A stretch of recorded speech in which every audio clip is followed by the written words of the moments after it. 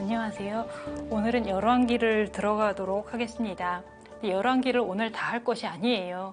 왜냐하면 열왕기는 이제 다윗의 말년서부터 시작해서 다윗 왕조가 무너질 때까지, 그리고 사실은 그 다음에도 조금 더까지를 다 이야기를 하고 있는데, 오늘 우리는 열왕기의 첫 부분만 하고 그 다음에 다른 임금들에 대해서는 그 시대의 예언자들과 함께 이렇게 갈 것이기 때문에 열왕기의 첫 부분에 나오는 주로 솔로몬하고 솔로몬 바로 다음에 있는 르호보암, 여로보암 그 정도까지만 보도록 하겠습니다. 그래서 열왕기 상권 11장 4절부터 13절까지 조금 길지만 잘 들으시면서 열왕기에서 솔로몬을 어떻게 평가하고 있는지를 보시면 좋겠습니다. 열왕기 상권 11장 4절부터 13절까지를 읽겠습니다. 성부와 성자와 성령의 이름으로 아멘. 솔로몬이 늙자 그 아내들이 그의 마음을 다른 신들에게 돌려놓았다. 그의 마음은 아버지 다윗의 마음만큼 주 그의 하느님께 한결같지는 못하였다. 솔로몬은 시돈인들의 신 아스타롯과 암몬인들의 혐오스러운 우상 밀콤을 따랐다. 이처럼 솔로몬은 주님의 눈에 거슬리는 악한 짓을 저지르고 자기 아버지 다윗만큼 주님을 온전히 추종하지는 않았다.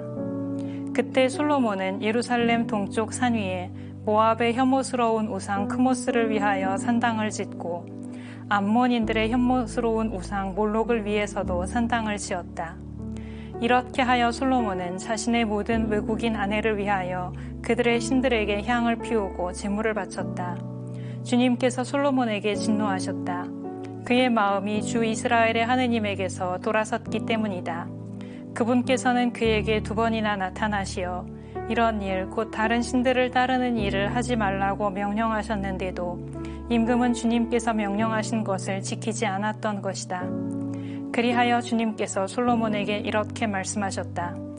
내가 이런 뜻을 품고 내 계약과 내가 너에게 명령한 규정들을 지키지 않았으니 내가 반드시 이 나라를 너에게서 떼어내어 너의 신하에게 주겠다. 다만 내 아버지 다윗을 보아서 내 생전에는 그렇게 하지 않고 내 아들의 손에서 이 나라를 떼어내겠다. 그러나 이 나라 전체를 떼어내지는 않고 나의 종 다윗과 내가 뽑은 예루살렘을 생각하여 한 지파만은 내 아들에게 주겠다. 사실 열왕기에서 이 솔로몬에 대해서만이 아니고 다른 임금들에 대해서도 항상 그 평가 기준은 다윗입니다. 그래서 다윗의 마음과는 달리라는 말이 많이 나와요. 사실 평가 기준이 다윗이면 다윗처럼 살았던 임금들도 있고 다윗처럼 살지 않은 임금들도 있는 거잖아요. 근데 열왕기에서 다윗처럼 살았다라고 좋은 평가를 받는 임금들은 몇 명 안 되고요. 많은 임금들에 대해서 다윗처럼 살지 않았다라고 나오게 됩니다. 근데 여기서 잠깐 잊지 말아야 할 것이 지난주에 바로 했었던 것인데요. 다윗처럼 살았다라는 것이 무슨 의미인가? 사무엘기에서 다윗을 훌륭한 임금이라고 할 때 그 훌륭하다고 하는 이유는 무엇인가 하는 것이죠. 그 이유는 한 분이신 하느님께 충실했기 때문에, 이게 신명기부터 열왕기까지 계속 시대를 바라보고 임금들을 바라보고 사람들을 평가하는 기준이 됩니다. 한 분이신 하느님께 충실했기 때문에. 이걸 기준으로 할 때 대표적으로 문제가 되는 사람이 솔로몬이라는 거죠. 지난주에 제가 다윗은 사무엘기에서도 훌륭하다고 말을 하고 역대기에서도 훌륭하다고 말을 하고 시편에서도 훌륭하다고 말을 하고 집회서에서도 훌륭하다고 말을 한다고 그렇게 말씀을 드렸는데요. 솔로몬 같은 경우에는 평가가 매우 달라집니다. 열왕기에서 평가가 다르고 역대기에서 평가가 다르고 집회서에서 다르고 이렇게 막 다르게 나타나는데요. 왜냐하면 기준이 달라지면 평가가 달라지는 거예요. 역대기의 기준이 뭔가가 궁금하시면 좀 더 기다리셔야 되겠고요. 오늘은 열왕기의 기준이 무엇인가만 가지고 생각한다면 열왕기의 기준은 한 분이신 하느님께 충실한가였어요. 그걸 기준으로 할 때는 솔로몬은 이제 훌륭한 임금이 될 수가 없게 되는 거죠. 그래서 우리가 조금 전에 시작할 때 읽었었던 것처럼 열왕기가 분명히 솔로몬의 업적에 대해서 굉장히 많은 이야기를 합니다. 우리가 알고 있는 솔로몬에 대한 유명한 이야기들 대개 열왕기에서 나와요. 근데 그 이야기를 다 하면서도 마지막에 평가는 그렇게 좋게 해주지를 않는 거죠. 한 분이신 하느님께 충실하지 않았기 때문에 라고 말을 하면서, 그러면 이제 우리는 솔로몬이라는 사람을 먼저 놓고 이 사람의 업적과 잘못한 점을 둘 다 이제 좀 살펴보도록 하겠습니다. 그런 다음에 열왕기의 평가가 어떻게 되는지를 보고 나중에 역대기를 할 때 역대기에서는 솔로몬을 어떻게 평가하는지 다시 보고 이런 식으로 가도록 하겠습니다. 먼저 솔로몬의 업적 있지요. 많죠. 그리고 열왕기에서도 분명히 그 솔로몬의 지혜에 대해서, 그리고 그 부유함, 뭐 솔로몬의 영화라고 말을 하지요. 이것에 대해서 열왕기에서도 분명히 알고 있고 상당히 길게 서술을 합니다. 아주 유명한 이야기, 열왕기 상권 3장에 나오는 솔로몬이 하느님께 지혜를 청해서 얻었다는 이야기. 거기서도 보면 솔로몬을 대단히 칭찬을 하잖아요.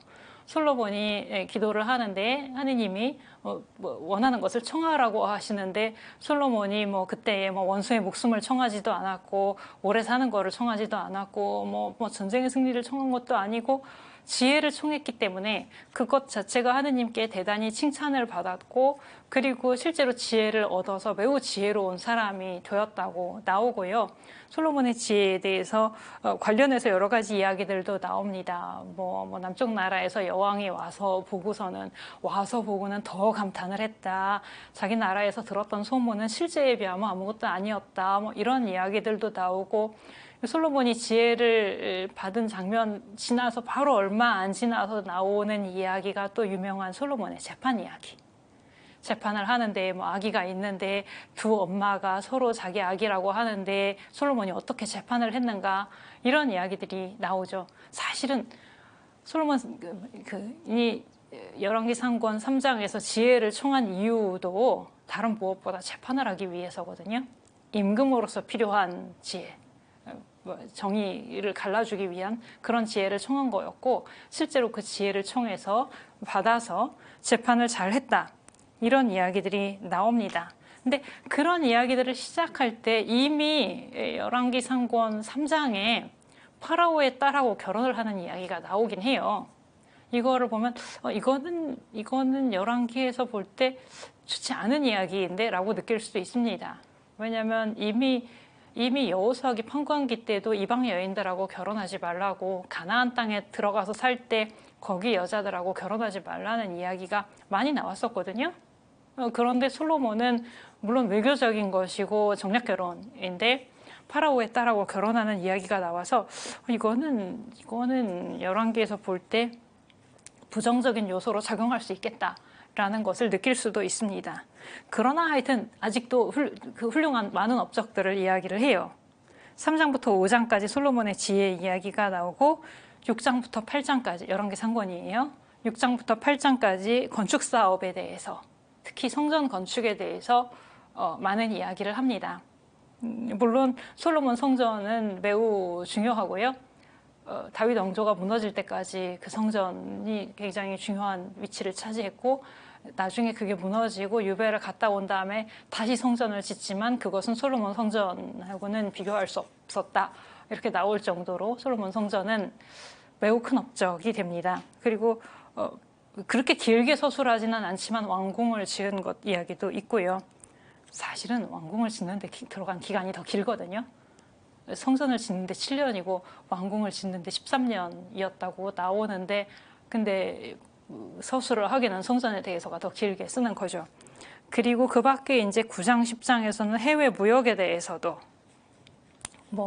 어떤 것들을 들여왔다라는 이야기가 있는데 공작새, 원숭이 이런 이야기 다 나오고, 말하자면은 멀리서 여러 나라들에서 귀한 것들, 진귀한 것들, 이런 것들을 들여오게 되고 교역이 발달하고 이런 모습들을 보여줍니다. 이렇게 보면은 상당히 길게 이야기를 하고 있는데요. 그러니까 최종적으로는 그렇게 좋지 않은 평가를 하면서도 이렇게까지 길게 또 업적을 많이 서술하고 하는 이유는, 한편으로는 다윗에게 하느님이 하신 약속이 있는데, 영원한 왕조잖아요. 영원한 왕조에 대한 약속이 이제 이루어지기 시작하는 거죠. 다윗에서 솔로몬으로 가고 그 다음에 이제 쭉 이어지게 되는 거니까 그런 의미에서 하느님의 약속이 실현되기 시작하는 것이라고 볼 수가 있고요. 그런 점에서는 솔로몬이 매우 뭐라 그럴까요? 높이 기려집니다. 그리고 성전 때문에도 사실 솔로몬은 매우 중요한 인물로 여겨지고요. 여기서 제가 미리 잠깐만 말씀을 드리면 역대기에서는 솔로몬을 굉장히 훌륭한 왕으로 보는데 그건 성전 때문입니다. 역대기는 성전을 중시하기 때문에 솔로몬을 좋은 임금으로 평가를 해요. 다시 괄호 닫고 열왕기로 돌아오면 열왕기에서 솔로몬은 그렇게 훌륭한 왕으로 평가를 하지 않는데 그래도 성전을 지었다는 것 자체는 많이 서술을 합니다. 그러니까 이런 업적들이 있어요. 지혜로웠고 부유했고 교역도 발달하고 뭐 문화가 발달하고 뭐 시도 많이 쓰고 뭐 이런 이야기들도 나오고 그런데 부정적인 측면들이 있는 거죠. 우리가 시작할 때 읽은 단락은 주로 그 부정적인 평가를 보여주는 단락을 읽었습니다. 마음이 한결같지 못했다. 사실은 열왕기에서는 이게 치명적인 것이죠. 마음이 한결같지 못했다라는 것 때문에 말하자면 그 앞에 있는 업적이 다 날아가는 거예요. 그렇게 되는데 그 솔로몬을 부정적으로 보게 되는 마음이 한결같지 못했다라고 하게 되는 이유들 이것저것이 있는데 그러니까 외국 여자들은 아내로 맞아들였다는 것. 아까 시작한 첫 구절이 그거였죠. 솔로몬이 늙자 그 아내들이 그의 마음을 다른 신들에게 돌려놓았다. 약간 좀 탓을 돌리는 것 같기도 해요. 솔로몬 자신의 잘못이기도 한데 여호수아기 판관기 그때서부터 가나안 여인들하고 결혼하는 것을 그렇게 금지했던 이유가 이 문제는 나중에 유배에서 돌아온 다음 막 이런 때까지도 외국 여인들하고 결혼하는 문제는 계속 나오게 되는데요. 그 종교적으로 무리 들지 않기 위해서이지요. 뭐 이교인들을 개종시켜서 입교시켜야 되겠다 이런 생각은 구약 성서에는 별로 없고요. 그 사람들하고 접하게 되면 나의 종교적인 순수성을 잃어버리게 될 위험 이런 것 때문에 이방 여인들이라는 것을 항상 경계를 했었는데 솔로몬은 정치적인 이유로 여러 이방 여자들하고 결혼을 함으로써 그 규범을 깨뜨리게 됩니다.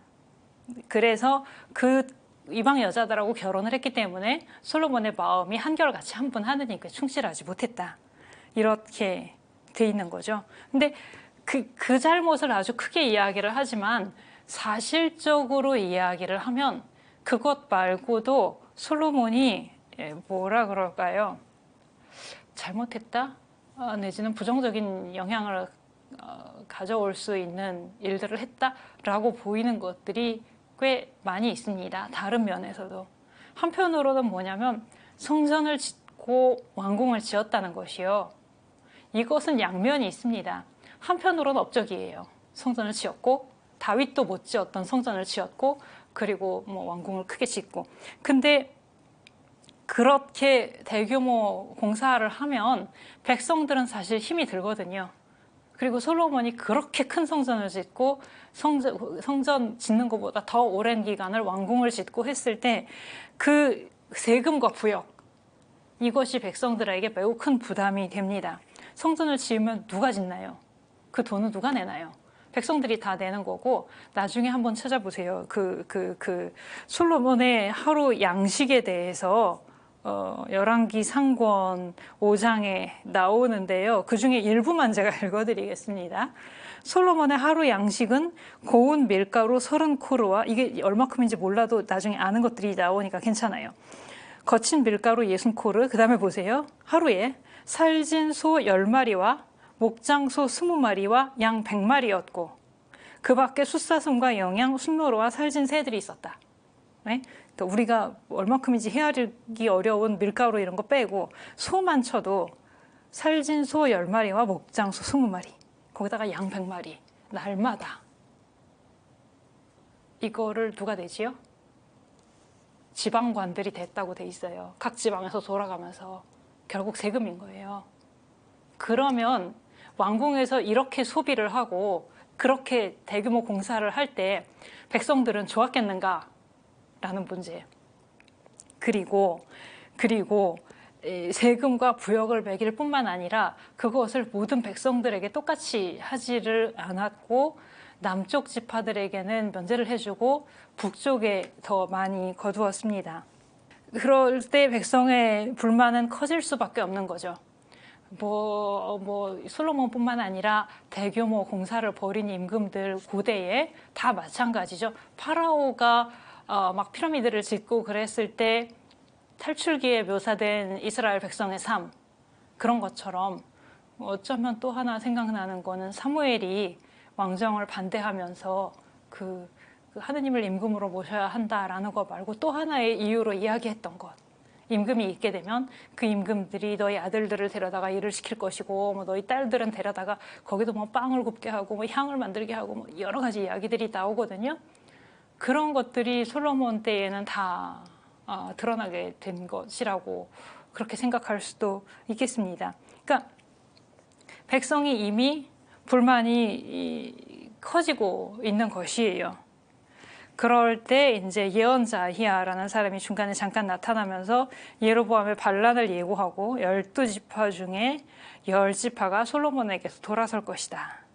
이런 선언을 하게 됩니다. 그러니까 솔로몬의 긍정적인 면들이 있고 부정적인 면들이 있는데 긍정적인 면에서도 여러 가지가 있었어요. 아까 지혜롭고 경제적으로도 발달하고 외국하고 교역도 하고 부정적인 면에도 여러 가지가 있었어요. 다른 신들을 따라갔고 세금과 부역을 무겁게 했고 백성을 불공평하게 대했고 여러 가지가 있는데 그 중에서 열왕기는 이방 신들을 따라갔다라는 걸 가장 강조하는 거예요. 그러니까 여러 요소들이 있기 때문에 그 중에 무엇을 강조하느냐에 따라서 솔로몬은 평가가 굉장히 달라질 수 있는 인물이 됩니다. 긍정적인 요소들 중에서 어떤 것을 크게 강조하면 솔로몬은 좋은 임금으로 평가를 받을 수 있게 되고요. 부정적인 요소들 중에서도 어떤 것을 강조하느냐에 따라서 또 서로 다른 평가들이 나오게 되는데 열왕기에서는 한 분이신 하느님께 충실하지 않았다. 다른 신들을 섬겼다. 이것을 가장 크게 이야기를 하게 됩니다.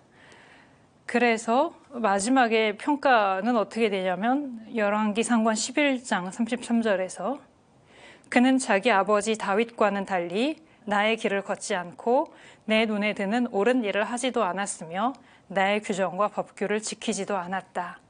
이렇게 됩니다. 보통 생각할 때 솔로몬이 위대한 임금이라고 생각을 하지만 그리고 제가 이거를 많이 강조하고 싶어요. 열왕기에서도 솔로몬의 업적을 모르는 건 아니라는 거. 그 업적들에 대해서 분명히 길고도 자세하게 매우 화려하게 다 서술을 했어요. 그런데도 불구하고 그만큼의 외적인 업적이 있는데도 불구하고 그가 온전한 마음으로 한 분이신 하느님께 충실하지 않았기 때문에 결국 솔로몬에 대해서는 긍정적인 평가를 내리지 않는다라는 것이에요. 그리고 그 결과 어떻게 되느냐? 그가 죽은 다음에 나라가 쪼개지게 되는 것이죠. 솔로몬이 죽은 다음에 그의 아들은 이제 르하보암인데요. 사람들이 르하보암에게 찾아가서 이야기를 합니다. 당신 아버지가 우리를 너무 힘들게 했으니까 우리 힘들게 했던 것 좀 줄여달라고 세금이나 부역이나 이런 것들 이야기를 하는 거죠. 주로 그렇게 이야기를 했는데 처음에는 그거를 들어주려고 하다가 그러니까는 나이 많은 신하들의 말을 듣고서는 백성들에게 좀 부담을 더 줄여줘야 되겠다라고 생각을 했었다가 나중에 자기 또래 사람들의 이야기를 듣고서는 마음을 바꾸고 나는 내 아버지보다 더 강하게 하겠다라고 대답을 하고요. 그러고 나니까 사람들이 등을 돌리고 갈라지게 되지요. 그때 이 갈라져 나간 것의 지도자가 예로보암이고 그 예로보암이 북쪽에 가서 북왕국 이스라엘을 세우게 됩니다. 이때부터 이제 남왕국하고 북왕국하고 둘이 갈라지게 되는 거죠. 남왕국 유다는 다윗 왕조가 계속 이어져 가고요. 그러니까 솔로몬이 죽은 다음에 아들 르하보암에서부터 그 뒤로 쭉 이어지는 게 이제 남왕국 유다가 될 것이고 여기에 반란을 일으키고 북쪽으로 가서 나라를 세운 것이 예로보암이 돼서 이게 북왕국 이스라엘이 됩니다. 이 상태로 이제 앞으로 이제 진도를 우리가 계속 나가게 될 것인데요. 여기 르하보암하고 예로보암에 대해서도 평가를 어떻게 할 것인가? 제 생각에는 르하보암이 상당히 잘못했어요. 이건 그냥 제 생각이에요. 사람들이 찾아와서 요청을 할 때 백성의 소리를 좀 듣고 신하들의 소리를 듣고 자기 아버지가 무리하게 했었던 것을 좀 어느 정도 조절만 했어도 그 정도까지는 안 되지 않았을까? 이렇게 생각을 할 수도 있는데, 그런데 여기서도 열왕기에서는 예로보암의 죄를 더 크게 말을 합니다. 그건 또 이제 다른 문제예요. 예로보암이 나라가 쪼개져서 이제 북쪽으로 간 다음에 북쪽에 가서 북왕국 이스라엘을 세워놓고 보니까 백성들이 예루살렘으로 가는 거죠. 순례를. 그걸 보고서는 안 되겠다라고 생각을 해서, 왜냐하면 예루살렘에 가면 바로 그 옆에 다윗 왕궁이 있고 민심이 다윗 왕조에게 쏠릴 수 있으니까 이것을 막기 위해서 북쪽에 따로 성소를 만듭니다. 단과 베텔. 그러니까 예루살렘으로 가지 않게 하기 위해서 북쪽에 따로 성소를 만드는데, 이거는 신명기에서부터 안 된다고 했었던 일이잖아요. 신명기 법전의 특징이 신명기 12장에 나왔던 하느님께 드리는 예배라 하더라도 여기저기서 드리는 것이 아니고 하느님이 택하신 곳 예루살렘에서만 하느님께 예배를 드리게 하는 것이 있었잖아요. 여기에 어긋나는 것이기 때문에 열왕기에서는 또 예로보암의 죄를 굉장히 크게 여깁니다. 그래서 르하보암하고 예로보암 사이의 평가를 할 때에도 르하보암이 잘못했다는 말을 하기보다는 예로보암의 죄를 더 많이 부각을 시킵니다. 나중에서 보면 집회서에서는 르하보암이 어리석었다라는 말을 해요.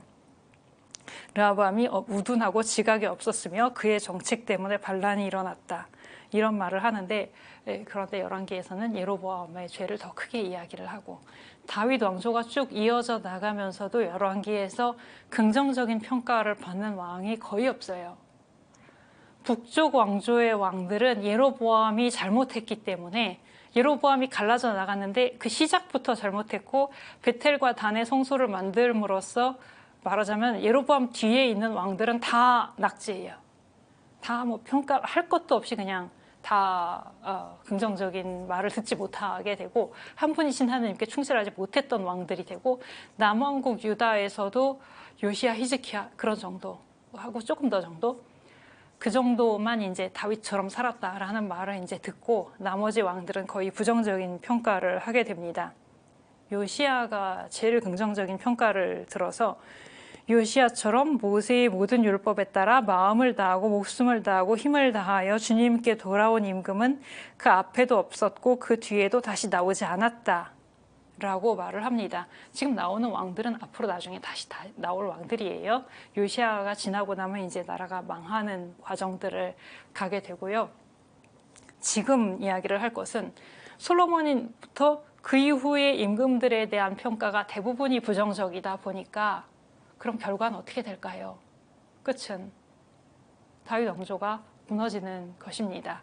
그러니까 이제 신명기 끝나고 여호수아기, 판관기, 사무엘기, 열왕기를 들어올 때부터를 쭉 생각해 보시면, 신명기 끝에서 저 강을 건너 들어가서 한 분이신 하느님께 충실하면 그 땅에 계속 살 수 있을 것이다 라고 했었는데, 강을 건너 들어갔을 때 처음엔 그래도 충실한 편이었어요.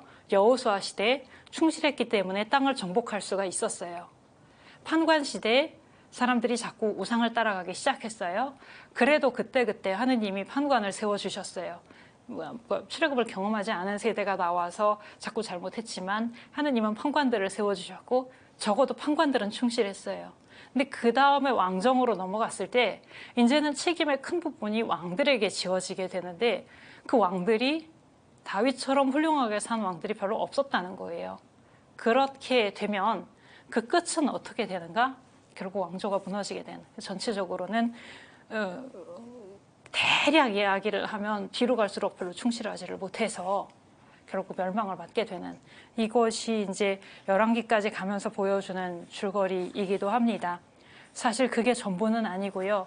우리가 여호수아기를 할 때 많이 강조하려고 했었던 것처럼 이 안에서도 지난주에 보았었던 나탄의 예언, 다윗에게 영원한 왕조를 약속하신 것, 이런 어떤 약속들이 아직 남아있기 때문에 절망적으로 끝나는 것은 아니지만, 열왕기에서 임금들에 대한 평가만을 놓고서 본다면 임금들에 대해서는 상당히 부정적인 평가를 많이 내리게 된다는 것. 그런데 중요한 건 그 기준이 뭐냐? 한 분이신 하느님께 충실했는가를 가지고 왕들을 평가하고 있다. 여기까지를 보시면 되겠습니다. 그 외에 열왕기에 나오는 다른 역사적인 내용들은 앞으로 가면서 더 천천히 다시 보면 되겠습니다. 마치겠습니다.